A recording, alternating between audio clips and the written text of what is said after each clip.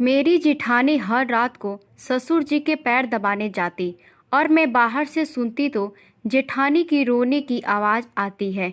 एक दिन मैंने जेठानी से पूछा तो उसके चेहरे का रंग फीका पड़ गया। कहने लगी, तुम यह बात किसी को भी मत बताना और आज रात मेरी जगह तुम पैर दबाने के लिए जाना। जब मैं ससुर जी के कमरे में गई, ससुर जी ने दरवाज़ा बंद कर लिया और जैसे ही लाइट बंद की तो मेरे जिस्म से जैसे जान निकल गई हो, क्योंकि वहाँ तो मेरा नाम मीना है। मैं इस दुनिया के सबसे अलग खानदान में शादी करके चली गई थी। जी हाँ, यही कहना सही था, क्योंकि वहाँ काम ही ऐसे होते थे कि समझ से बाहर थे। मेरे ससुराल में मेरी एक जेठानी थी। जेठ जी शहर के बाहर काम करते थे। कभी कभी वह घर पर आते थे। दरअसल हमारी शादी हमारी मर्जी से हुई थी और मेरे घर वाले राजी नहीं थे, क्योंकि मेरा पति बहुत कमज़ोर और बीमार नजर आता था। मेरे पिताजी को पूरा यकीन था कि यह नशा करता है, जबकि ऐसा नहीं था। मैं बस इतना ही चाहती थी कि हमारी शादी शांति और सुकून से हो जाए, पर ऐसा नहीं हुआ और बात बिगड़ गई। मेरे घर वालों ने मेरे पति को कहा कि तुम्हारे पास 3 दिन है, इससे शादी करके ले जाओ, वरना चौथे दिन हम इसकी शादी कहीं और करवा देंगे। पति ने हाथ पांव मार के अपने दोस्तों की मदद ली। शादी हो गई। पिताजी ने कहा कि तुम्हारे लिए आज से इस घर के दरवाजे हमेशा के लिए बंद हो गए हैं। मैं हैरान रह गई, जबकि सुरेश के पापा बिल्कुल भी नाराज नहीं थे। वो कहते हैं कि मोहब्बत करना गुनाह नहीं होता है। मेरी शादी में मैं अपनी जेठानी से मिली। उसने मुझे तसल्ली दी, समझाया और कहा कि सब ठीक हो जाएगा। अब मेरा पति दिन रात मेहनत करने लगा, क्योंकि हमें पैसों की ज़रूरत थी। वह सुबह काम पर जाते और रात को लौटते हैं। ऐसे घर में सिर्फ मैं और मेरी जेठानी ही थी। एक दिन मैंने बहुत ही अजीब देखा। रात होते ही मेरी जेठानी सारा काम खत्म करने के बाद मेरे ससुर जी के कमरे में गई। उनके हाथ में तेल की एक कटोरी थी। यह सब देखकर मुझे बड़ा आश्चर्य हुआ। जेठानी अंदर गई और उसके बाद उसने दरवाज़ा बंद कर लिया। मैं हैरान रह गई कि भला इस वक्त इसका अंदर क्या काम है और यह तेल लेकर अंदर क्यों जा रही है। कुछ देर तो मैं खड़ी रही कि शायद तेल देने गई हो। वो दरवाज़ा गलती से बंद हो गया होगा, वो अभी आ जाएगी। लेकिन वो वापस नहीं आई। आधे घंटे तक मैं इंतज़ार करती रही, लेकिन वो वापस नहीं आई। कुछ देर बाद मेरा पति भी आ गया। मैंने उसके लिए रात का खाना गर्म किया। फिर हम दोनों ने साथ बैठकर खाना खाया। थोड़ी देर के बाद उसने मुझे चाय बनाने को बोल दिया। मैं चाय बनाने के लिए दोबारा किचन में गई। तब भी मैंने देखा कि मेरी जेठानी अपने कमरे में नहीं थी और ससुर के कमरे की लाइट भी बंद थी। इसका मतलब वो दोनों सो चुके थे। फिर मैं चाय बनाकर वापस आ गई तो बर्तन रखने के लिए जब दोबारा आई, तब भी मैंने देखा अभी भी जेठानी नहीं आई थी। मैं कुछ भी नहीं कर सकती थी। मैं अपने कमरे में आ गई। सुबह मैंने अपनी जेठानी से पूछना चाहा, लेकिन हिम्मत ही नहीं हो रही थी। अगले दिन फिर से यही होने लगा। वो रात का काम खत्म करके सभी के सो जाने के बाद तेल लेकर मेरे ससुर जी के कमरे में चली जाती और मैं देर तक जागती थी, क्योंकि मेरा पति देर रात को आता था। दरवाज़ा बंद होने वाली बातों ने मुझे बहुत परेशान कर दिया था। मैं धीरे धीरे चलती हुई कमरे के पास चली गई। मेरे कदम बहुत ही धीरे धीरे आगे बढ़ रहे थे और कान ज़्यादा ही खुले भी थे। थोड़ी सी आवाज़ होने पर मैं इधर उधर देखना शुरू हो जाती थी, लेकिन फिर मैं ऐसी आवाज़ सुनी जिनको सुनकर मेरे पैरों तले जमीन खिसक गई। कमरे से मेरी जेठानी की रोने की आवाज़ आ रही थी। मैंने अपने कानों को हाथ लगा लिया और मैं सोचने लगी कि आखिर ये क्या हो रहा है। मुझे लगा कि शायद मेरा वहम होगा, लेकिन मैंने आवाज़ सुनी और अब तो मुझे पूरा यकीन हो गया कि कुछ तो दाल में काला है। मैंने दरवाज़ा को खटखटाया, तभी कमरे की लाइट ऑन हो गई और मैं डर गई थी। लगता है कोई आ रहा है। मैं वापस अपने कमरे में आ गई। सोचा अपने पति से इस बारे में बात करूं, लेकिन उसको ये सब कुछ मैंने नहीं बताया। अगले दिन अपनी जेठानी से बात करने के बारे में सोचा। वो मेरे सामने बैठी फ़ोन देख रही थी और मैं सब्जी काट रही थी। मैंने जेठानी से कहा कि रात को आप ससुर जी के कमरे में क्या करने गई थी और तुम्हारे हाथ में तेल था और तुमने दरवाज़ा भी बंद कर दिया। मेरी जेठानी के चेहरे का रंग फीका पड़ गया। उसको मुझसे इस तरह की बात सुनने की कोई उम्मीद नहीं थी। कहने लगी कि उनके पैरों में दर्द था, तो मैंने सोचा कि पैरों को थोड़ा दबाकर तेल से मालिश कर देती हूँ, थोड़ा आराम मिल जाएगा। मैंने कहा, चलो मान लिया कि आप मालिश करने गई थी, लेकिन दरवाज़ा बंद करने की क्या ज़रूरत थी और तुम तो अंदर जाकर बैठ गई थी। मैं आधे घंटे से देख रही थी, तुम अपने कमरे में नहीं थी। मेरी जेठानी ने मुझसे झूठ बोल दिया कि मैं कमरे में नहीं थी, मैं बाथरूम में गई हुई थी, इसलिए तुम्हें शायद मैं नज़र नहीं आई।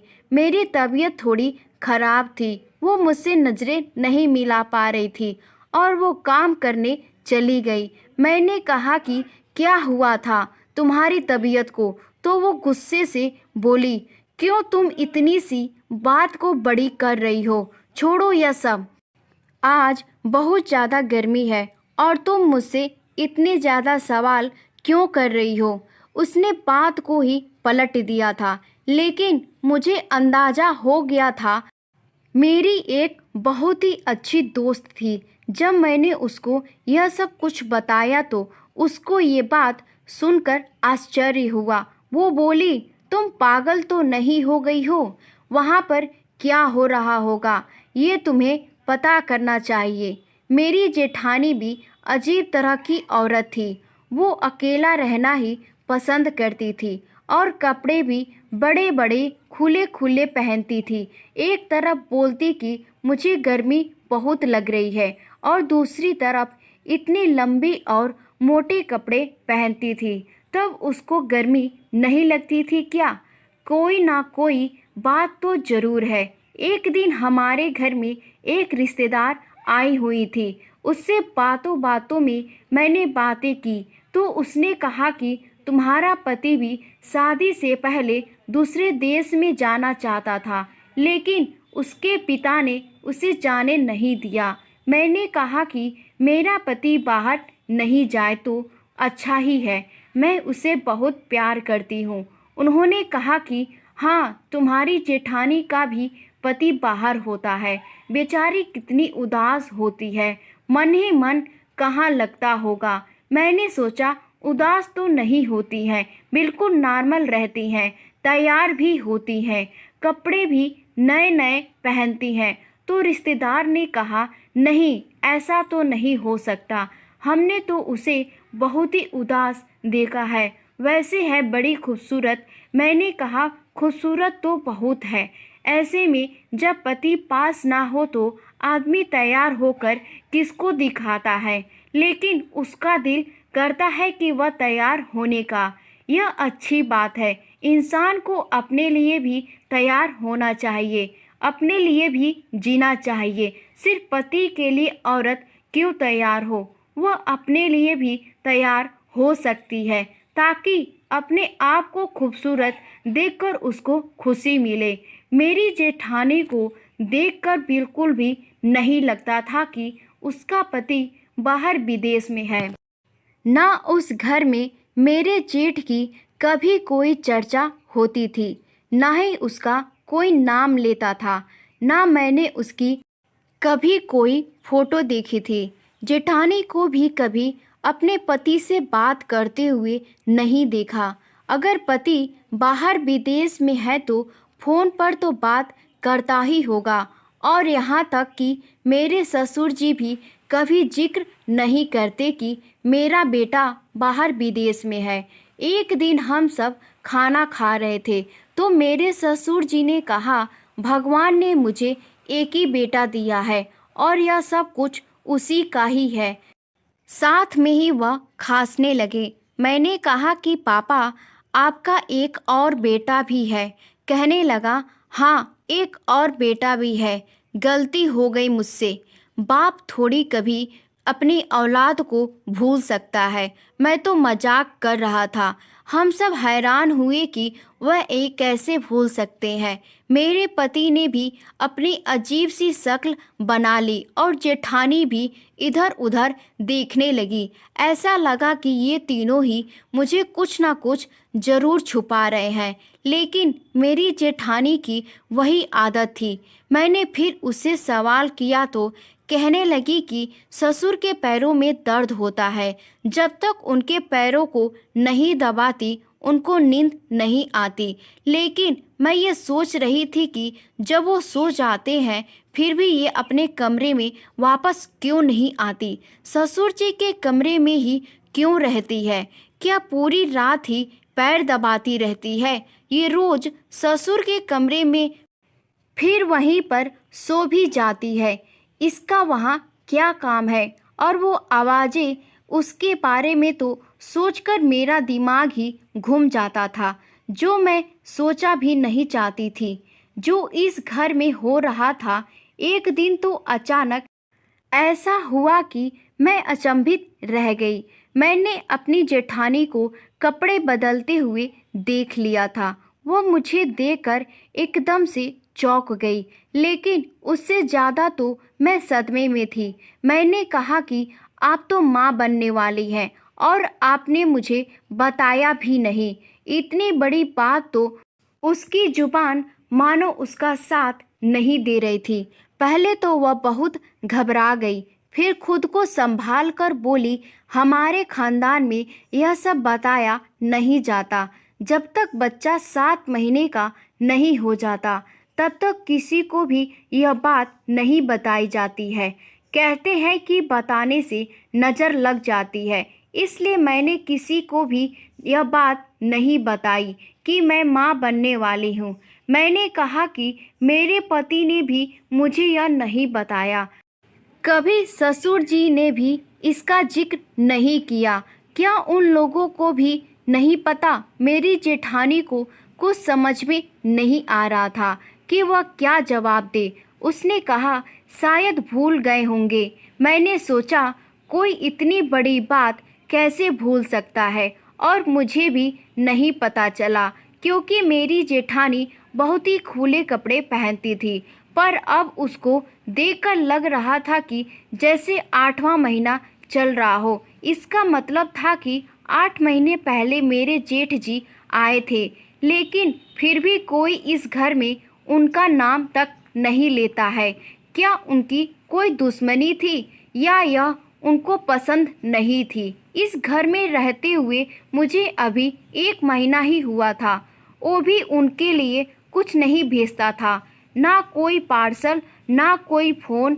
फिर मैंने सोचा कि एक तो मेरी जेठानी की ये हालत है, ऊपर से मेरे ससुर जी फिर भी उनको अपने पैर दबाने के लिए बुला लेते हैं, अपने पैरों पर मालिश करवाते हैं, वो भी हर रोज़। उनको इतना तो सोचना चाहिए कि ये पेट्स है, इसको आराम की ज़रूरत है। एक दिन हम सब खाना खा रहे थे तो मैंने अपनी जेठानी को कहा कि मैं आपके लिए चाट बनाई है। ऐसी हालत में तो आपका चाट खाने का तो मन ही करता होगा। यह बात सुनकर जेठानी के गले में खाना अटक गया और ससुर जी ने भी उसको बड़ी हैरानी से देखा। वह सबके सामने कहने लगी कि तुम्हें क्या हो गया है? तुम्हें किसने कह दिया कि मैं पेट से हूँ, जबकि मेरा पति ही मुझसे मिलने के लिए नहीं आया है। तो मेरे कदमों तले जमीन खिसक गई कि कैसे मेरी जेठानी ने तुरंत ही झूठ बोल दिया था, जबकि मुझे अच्छी तरह से पता था कि वो पेट से है। और अगर उसका पति नहीं आया तो फिर यह बच्चा किसका था? मेरे ससुर जी ने भी कहा कि वो तुमसे मजाक कर रही थी और तुमने सच मान लिया। बेटी, अभी ऐसी कोई खुशखबरी नहीं है। इस खुशखबरी के लिए हम तो तुम लोगों की तरह ही देखते हैं। जल्दी से कोई खुशखबरी सुना दो, हमारे इस घर में भी चहल पहल हो जाएगी। मेरे ससुर ने भी अचानक ही मेरी जेठानी को कहा कि तुम्हें तुम्हारी मम्मी के घर छोड़कर आना था। आओ, मैं तुम्हें छोड़ आता हूँ। मैं तो भूल ही गया था और तुम भी याद नहीं दिलवाती हो। अब इसका पति घर पर नहीं है तो ये जिम्मेदारी मुझे ही पूरी करनी होगी। जब ये कहती है तो इसको इसके मायके छोड़ आता हूँ, जब बोलती है तो मैं वापस ससुराल ले आता हूँ। मेरे ससुर जी मुझे सफाई दे रहे थे। उन्होंने कहा, इसके पिताजी के साथ मेरी पुरानी दोस्ती है, वहाँ भी थोड़ी देर बैठकर बातें कर लेता हूँ। अच्छा टाइम पास हो जाता है। तुम दोनों मियाँ बीवी बैठकर खाना खाओ, हम चलते हैं। मेरी जेठानी के चेहरे का रंग उड़ गया। वो मेरी तरफ एक टक लगाए देख रही थी, जैसे कि मैं उसकी जिंदगी बर्बाद करती हूँ। मेरे ससुर जी उसको लेकर वहाँ से चले गए, जबकि इससे पहले तो ऐसी कोई बात नहीं थी कि आज ही लेकर जाना है। जब वह लेकर चले गए तो मेरे पति ने मुझसे पूछा कि तुमको यह सब किसने बताया? तुम इस तरह की बातें क्यों कर रही हो? मैंने कहा कि मैंने देखा था कि उनका पेट बढ़ा हुआ है। मेरे पति भी हंसने लगे। उनका पेट खाने से बढ़ा हुआ है और तुम समझ रही हो कि वह प्रेग्नेंट है। मेरा भाई 2 साल से घर नहीं आया है तो बच्चा कहाँ से आएगा? मैंने अपने पति को कुछ भी नहीं कहा और ना ही कोई बहस की, पर बात साफ थी और मैंने अपनी आंखों से भी देखा था कि मेरी जेठानी पेट से भी है और उसका 6वां महीना चल रहा था।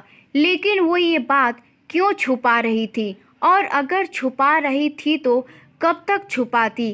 क्या वह बच्चा पैदा नहीं करेगी? मेरे ससुर जी जेठानी को मायके से लेकर रात तक वापस आए तो अपनी जेठानी को देखकर मैं फिर से हैरान रह गई। उसके चेहरे पर एक बहुत बड़ा निशाना बना हुआ था, जैसे किसी ने मारा हो। मैं आगे बढ़ी। मैंने कहा कि क्या हुआ? ये कैसे हुआ? कहने लगी कि मैं रिक्शा से गिर गई और मेरा मुंह जमीन पर जा गिरा। मैं हैरान रह गई। मेरी जेठानी को देखकर लग रहा था कि वह झूठ बोल रही है। वह अपने कमरे में चली गई और उसने खाना भी नहीं खाया। अगर वह रिक्शे से गिरी होती तो और उसका मुंह जमीन पर लगा होता तो उसके चेहरे को भी नुकसान होता, जबकि ऐसा कुछ भी नहीं लगा। ऐसा लगता था कि किसी ने जानबूझकर उसको मारा है। आज की रात भी जब वह मेरे ससुर जी के कमरे में जा रही थी, उसकी आंखों में आंसू बह रहे थे। जब वह कमरे में जा रही थी तो उसने अपने आंसू पोंछ लिए। मैंने सोचा, इस बेचारी के साथ कोई ना कोई जुल्म तो जरूर हो रहा है यहाँ पर, और यह सब कुछ सहन कैसे कर रही है। एक दिन मुझे बहुत गुस्सा आया और मैंने अपनी जेठानी को कहा कि इतना बड़ा झूठ क्यों बोलती हो? सबके सामने मैं कोई अंधी नहीं हूँ। मैंने तुम्हें अपनी आंखों से देखा था कि तुम माँ बनने वाली हो। तुमने कोई नकली पेट नहीं लगा रखा है और तुम इतना खाती भी नहीं हो कि तुम मोटी हो जाओ। तुम्हारे पेट में किसका बच्चा है? जब तुम्हारे पति 2 साल से घर नहीं आए तो यह बच्चा किसका है? मेरी जेठानी ने मेरी बात सुन ली, लेकिन जवाब कुछ नहीं दिया। मैंने कहा उस कमरे में से वापस क्यों नहीं आती हो? तेल लगा दिया तो वापस आ जाया करो। वहाँ सोने की क्या जरूरत है? और कौन सा उनके पैरों में दर्द रहता है जो रोज तुमसे मालिश कराते हैं? कौन सा काम करते हैं? अगर तुम दोनों मिलकर कोई चक्कर चला रहे हो तो मुझसे छुपा रहे हो, और अगर पता चला तो मैं सारे मोहल्ले में तुम दोनों को बदनाम कर दूंगी। छोड़ूंगी नहीं तुम लोगों को। मुझे पता है एक औरत आदमी के बगैर नहीं रह सकती।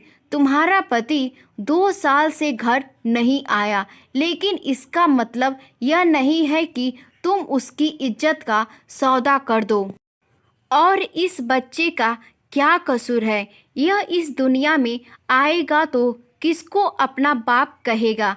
क्या तुम इसको इस दुनिया में लेकर नहीं आना चाहती?